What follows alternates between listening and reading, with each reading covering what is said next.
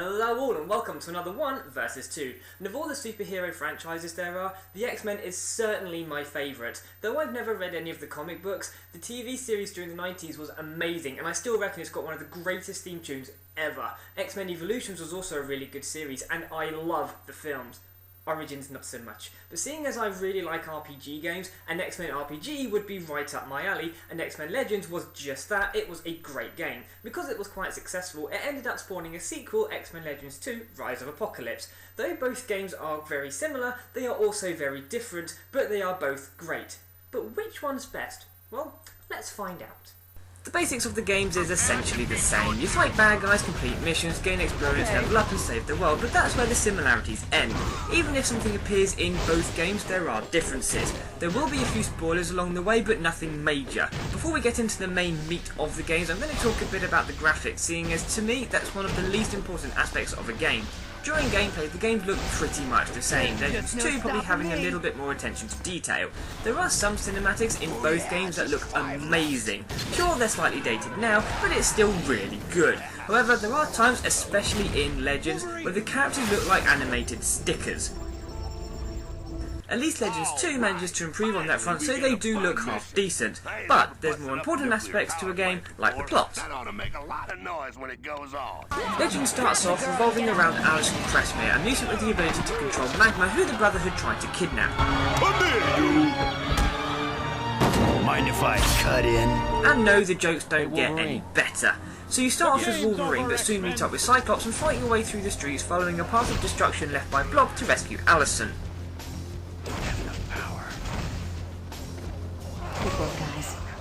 Now get Allison. You then head to the Xavier Mansion, which is where things really start to get going. Xavier uses Cerebro to track the movements of the Brotherhood. With the aid of Cerebro, I've learned the Brotherhood is en route to Alaska. It appears their destination is the facility for the high-frequency active auroral research and you have to follow them to try and find out what they're up to, until a certain person shows up. It is time to set my house in order. And of course it's up to you to stop his diabolical plan. If that sounds like a bit of a naff plot, that's because it's only about 20% of it. There's a hell of a lot more going on, and even stuff that seems like it's just there to add a few more hours of gameplay has an effect on the overarching plot. I have to give him credit. The brat Ileana served her purpose. Give who credit? Someone told you to kidnap Ileana?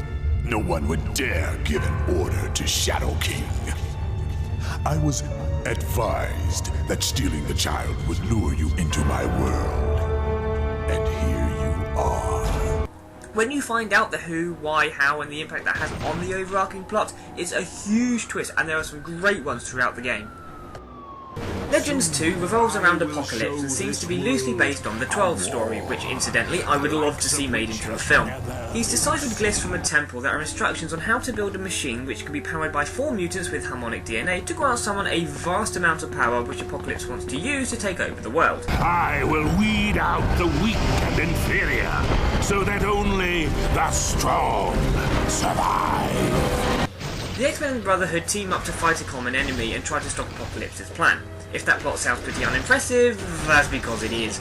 There are a couple of twists and surprises along the way, like who the 4 mutants with harmonic DNA are, and there's something about a traitor in the group. How do we know this ain't some kind of trap? You know, like Destiny was saying, a team member is gonna betray us. But not only are there not as many twists as in Legends, none of them are as good.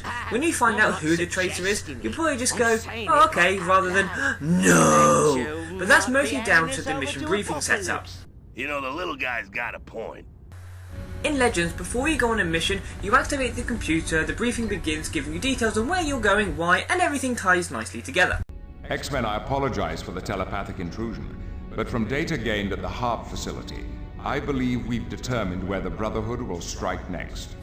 In Legends 2, as you're playing, an event will occur and you'll get a message saying there's a new mission briefing available. In order to watch it, you have to get Blink to activate a portal back to base, sit through the loading screen, find the mission briefing computer, and select the briefing you want to watch. Then once it's finished, you have to go back through the Blink portal to continue playing the game. It's a complete pain in the arse. Sure, it doesn't happen like that every time, but it does happen quite a lot. The traitor thing doesn't crop up during normal gameplay, it just gets mentioned in the briefings a few times, so if you don't go back and watch them, you'll probably end up forgetting there was ever meant to be a traitor.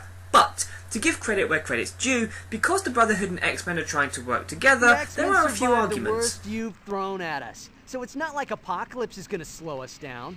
Hey, Bobby, why don't you just shut your yap? Huh. There are some really funny moments, but if, like me, you're too lazy to go back to base each time a new mission briefing becomes available, particularly as there are loads of them, you're not going to see them anyway. They stepped out the way of a cyclist only to get hit by a bus. And they stole that from the first film. There are some cheats in Legends 2, like the one to make your team instantly level 99, a cheat to make you run faster than Usain Bolt, but the only one I'll be using for this adds 1 point to all skills because you can buy a redistribution token to then put the points wherever you want. You're still limited by each skill's level requirement, so you won't have anything before you really should, but it means you'll have a load of extra points to use much earlier on. Mutant abilities are mainly used in combat, and you'll be doing a lot of fighting against a huge variety of antagonists during the games, but you can also pick things up that are lying around and throw them at your enemies. I said throw them at your enemies. There we go. Some abilities need to be used to enable you to advance or solve simple puzzles, like activating levers and machines, building bridges, and putting out fires. In your travels there are a lot of characters to meet along the way, some of them being pretty well known.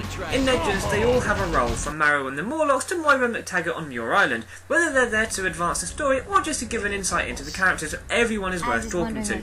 In Legends 2 there are a hell of a lot of characters. Apocalypse's 4 horsemen are the end of chapter bosses, and they're fine, they make sense.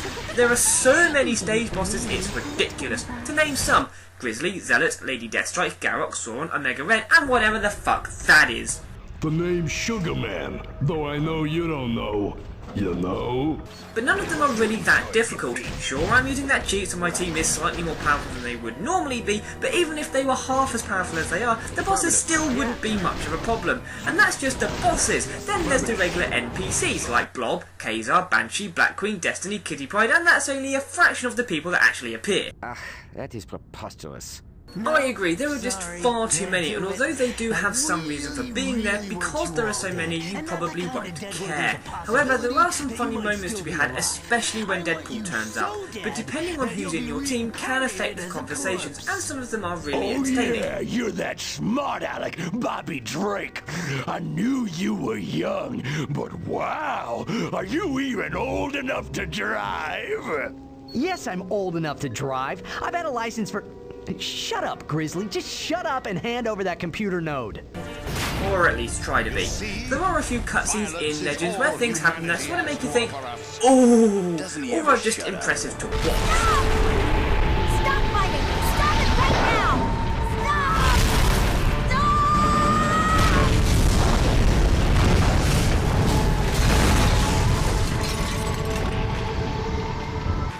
But in Legends 2, nothing is particularly that great. There are a few scenes that have a good attempt, and they are pretty decent scenes, but they're nowhere near as good as in Legends. The ramifications of what's happening are done better too. After a scene like this, you'd expect all hell to break loose and it caused a lot of problems, but when you go through the streets where that happened, there's nothing. Sure, there are a few bad guys to fight, but the streets are pretty much empty. I'm not saying there should be bodies lying around or anything like that, but there could have at least have been some people to help or even just to talk to so we can get a sense of how what Apocalypse has done has caused so many problems and devastated so many lives. As it is, he may as well have attacked a deserted wasteland. In Legends, the scenes where Magneto carries out his plans and issues his demands are great. And on the 8th day, I looked down upon creation and said, let there be darkness.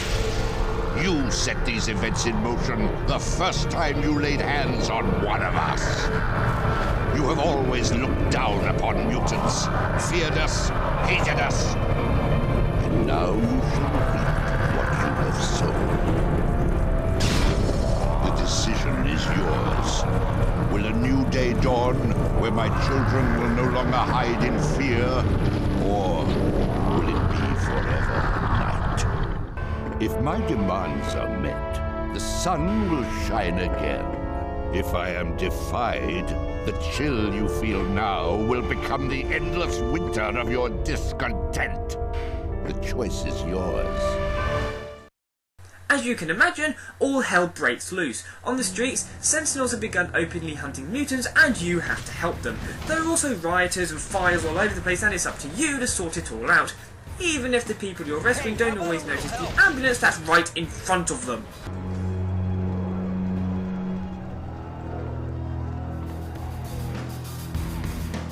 Let's move on to the actual gameplay. There are 16 playable characters and the combat system is mostly the same in both games. I mentioned in my Baldur's Gate review how similar gameplay-wise it is to X-Men Legends, but the combat in the Legends games is much better, allowing you to perform combos and combine melee and mutant attacks.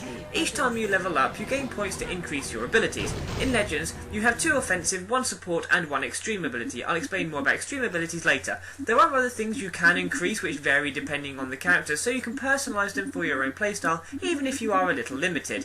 In Legends 2, as you saw earlier with Iceman, each mutant has loads of abilities and you can pick the ones you want to use, as well as having more innate abilities, giving you far more options. But I don't like putting points in things I won't use, which Legends 2 can make you do. Say I want to use Cyclops' polarised beam. That requires level 28 in auto artillery. Auto artillery requires level 14 in optic flash. That requires level 7 in optic slam, so I have to put a point into optic slam, optic flash and auto artillery just to then have access to the move I want to use. That is preposterous. And that's putting it politely. The extreme abilities can be used from level 15 onwards. You find token parts all around the place and collecting 4 parts gives you 1 extreme token to use an extreme ability, which are mainly used to annihilate an entire mob of enemies. In Legends, once you've unlocked a character's extreme ability, that's pretty much it, but in Legends 2 they can be improved just like every other move to become more effective, and you have 2, 1 offensive and 1 support. Thing is, some of the characters are a little bit broken, like Iceman. As he can manipulate ice, you can add ice damage to his regular melee attacks, allowing him to do far more damage than others, like Nightcrawler. I love Nightcrawler, he's my favourite mutant, but he doesn't have anything to add to his melee attacks, and his mutant attacks aren't powerful enough to compensate. Sure, in Legends 2 he's much better and has some really good moves, but Iceman is better too, making him even more overpowered. But, to Nightcrawler's credit, he does have one of the most powerful extreme abilities in the games, where he pretty much does what he did at the start of the second film. We got incoming! There's also a hell of a lot of equipment to improve your team further, particularly in Legends 2. Some of them are amazing and will test your Greek mythology. There are also some well-known items from the X-Men universe to find, particularly in Legends, but it doesn't matter if you find good items if the character's moves suck, especially in Legends, as they only have 2 offensive mutant abilities. Let's look at Emma Frost. Offensive move 1, confuses enemies into becoming non-hostile for a time, upgrades to convert them, not too shabby. Offensive move 2, causes foes to flee in terror. Why would you want to do this? I want to beat the enemies to a pulp, not make them run away scared. However, it doesn't matter how powerful your team is if the AI is thick as 2 short planks. Generally they're pretty good, but sometimes there are some occasions where people can just get in the way, but luckily you can find a way around them. In Legends 2, as you can play as some members of the Brotherhood, not all of the X-Men that were playable in Legends are playable in Legends 2. Emma appears in one of the stages, but just moans at you. Could you possibly make any more noise as you blunder about? It's a wonder every guard in the temple isn't on top of us by now. Bitch. Gambit appears in both games, but like Nightcrawler in Legends, although he has some really moves, he isn't particularly good. He gets an upgrade in Legends 2, and although he's not too bad, he's still outpowered by some of the other characters that are available. Then there's Jubilee, who was in Legends, but didn't even make an appearance in Legends 2, but no one really cared because she was shit. This next part I'm going to do as calmly as possible. Why the fuck did you get rid of Psylocke, you bastard? She was my favourite character and was fucking awesome. She absolutely kicked ass. The only thing I didn't like about her was the fact she only becomes available about 2/3 of the way through the game. You take out Psylocke and yet you make Toad a playable character. That is preposterous. Aside from the main game, there's the Danger Room, which has training missions, but there are huge differences in how they're done in each game. In Legends, each mission has a story to set the scenario. You gain credits for each mission you beat, and each mission requires a certain amount of credits to do. There are 6 grades ranging from Ensign to Legend, and you need to pass a qualification exam in order to reach the next grade. The exams are quite challenging, but some can be abused for quick leveling, like this one. Due to the high experience which enemies give, it doesn't take long for your levels to start jumping. You start the game at level 1, and it took me 7 hours to get to level 22, but due to this course, it took half an hour to go from 22 to 32. The problem with doing this is that it can make the next stages of the game a tad easy. Think you're bad, Mutie? So sorry about that. In general though, doing the danger and missions are purely for their own sake, but in Legends 2 they really expand on it. Missions no longer require you to earn credits to do, and each mission has 3 targets which can gain you extra rewards like bonus stat points and equipment. Thing is, the qualifying exams in Legends are quite complex, expecting you to cope with a lot, as you'd expect, but in Legends 2 all you have to do is refight a boss that you already defeated in the game, and they don't even make the boss fights harder. This is the Sugar Man fight from the game, and as you can see, it isn't particularly difficult. This is the fight from the graduation exam. Qualifying exam has been completed. Grade: passed. Go me. Congratulations. Each mission has a recommended level, but even they are over the top. Look at this one. Defeat Bastion, recommended level 87. Let's see how a level 70 Nightcrawler does against him. Congratulations. Absolutely annihilated. As we saw earlier, the level cap in Legends 2 is 99, but in Legends it's 45, and due to some of the danger missions, it isn't particularly difficult to reach it, but the game still remains a challenge. Legends 2 has 3 difficulty settings, and on hard, you can either start at level 45 with preset stats and no equipment, or you can import Legends 2 character data and start at the level you were, complete with all the bonuses and equipment you found, which really adds to the replay value and is one of the things that Legends would have really benefited from having.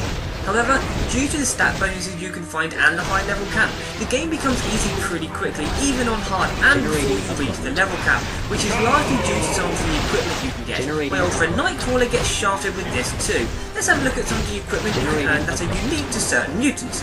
Iceman's cryogenic boosters, double cold damage and plus 25 body, which increases your health. Sweet. Wolverine's Fistal Weapon X, plus 10 striking, which increases your damage output, and plus 50% to all physical damage. Awesome. Nightcrawler's Quantum Swords, plus 10% move rate. What a load of bollocks! That is preposterous. With everything taken into account, it's really difficult to decide which one's best, and of all the 1 vs 2s I've done, this is probably the hardest one. Though Legends has got the better plot, cutscenes, character development and all that, Legends 2 has the better replay value, better character customization, and more stuff to find to help beef out the characters, even if they do end up being slightly broken. What's missing in one game is present in the other, so really, they are just as good as each other, but for different reasons. It's a tie. Fine, I'll pick one. I suppose it all depends on the type of player that you are. If you're one of those people where you'll buy a game, play it, enjoy it, but the game will just sit on a shelf collecting dust, then you might as well go with Legends, because where it's got the better plot, it'll give you the much better single playthrough. Whereas if you want a game that will give you more hours for your money, Legends 2 would be the way to go because it has the far higher replay value. For me, I would probably go with replay value. I've played Legends 2 far more than I have Legends, even though I do play both fairly regularly. Being able to import your character data, having the extra difficulties and the higher level cap, you can come back to it far more. And with Legends, if you want to replay the game, you actually have to just start the whole thing from scratch. Whereas with Legends, being able to gradually become this sort of ultimate godlike mutant that you can destroy anything with half a punch, it just makes the game so much more playable. So really, I would have to say that of the 2 games, Legends 2 would be the best.